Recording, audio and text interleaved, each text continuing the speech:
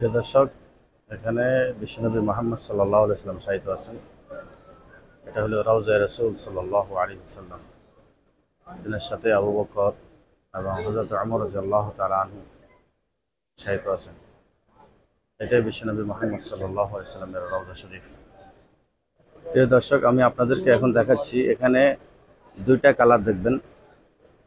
এই দুইটা কালার, একটা হলো সাদার উপরে আর একটা হলো একটু যেটা একটু ইট কালারের উপরে।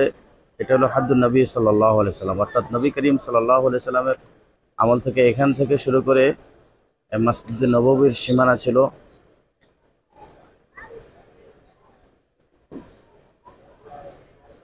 এই ফিলারটি পর্যন্ত। যেখানে আপনারা ক্যামেরা দেখতেছেন, এই পিলারটি পর্যন্ত নবী সাল্লাল্লাহু আলাইহি সাল্লামের আমলে মসজিদে নববীর সীমানা ছিল।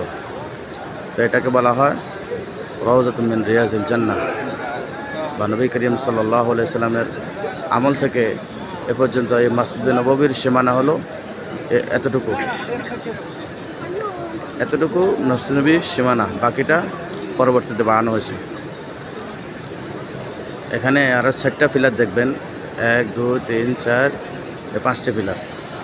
এই 5টি পিলার প্রথম 10 ফুট বাড়ছে হযরত আবু বকরের আমলে, দ্বিতীয় 10 ফুট হযরত ওমর রাদিয়াল্লাহু তাআলা আনহু আমলে, বাকি 15 ফুট হযরত ওসমান রাদিয়াল্লাহু তাআলা আনহুর আমলে বাড়ানো হয়েছে।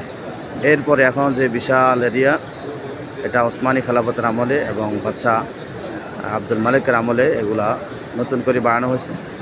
এবং কিছু বর্তমান যারা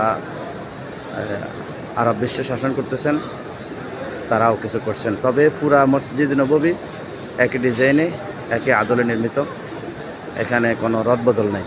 পুরা মসজিদ নববীটা একই সিস্টেমে সাজানো। এগুলা সব হলো তুর্কি ডিজাইন। তুর্কিরা এই ডিজাইনগুলা পছন্দ করতেন। মসজিদ নববীর আশেপাশে যত ভবন আছে, এই ভবনগুলো সম্পূর্ণ তুর্কি ডিজাইন। আসলে ডিজাইনগুলো খুবই চমৎকার, অত্যন্ত সুন্দর, মনোরম দৃশ্য। এগুলা মানুষের দৃষ্টি আকর্ষণ করে এবং দিলে প্রশান্তি লাভ করে। আল্লাহ পাক প্রত্যেককে এখানে সশরীরে এসে রাসূলের রওজা জিয়ারত করার তৌফিক দান করুক। আমিন।